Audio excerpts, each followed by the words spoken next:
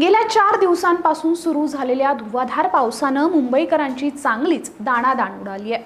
मान्सूनच्या एंट्रीनंतर झालेल्या पहिल्याच पावसात मुंबईमध्ये पाणी साचल्यानं लोकल सेवा ठप्प झाल्याचं पाहायला मिळालं।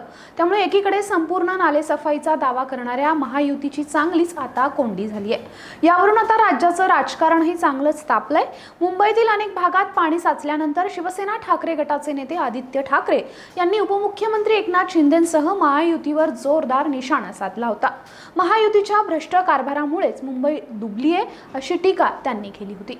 यावरूनच भाजप नेते आशिष शेलार यांनी आदित्य ठाकरेंवर जोरदार हल्लाबोल केला। आशिष शेलार यांच्या या टीकेला आता शिवसेना ठाकरे गटानं बॅनरबाजीतून उत्तर दिलंय। ठाकरे गटानं लावलेल्या या बॅनरमध्ये आशिष शेलार यांचा उल्लेख बाताशिष असा केलाय।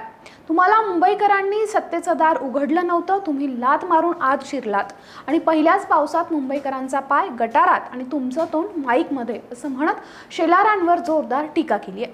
पावसावरून रंगलेल्या या राजकारणाची सध्या राजकीय वर्तुळात जोरदार चर्चा आहे।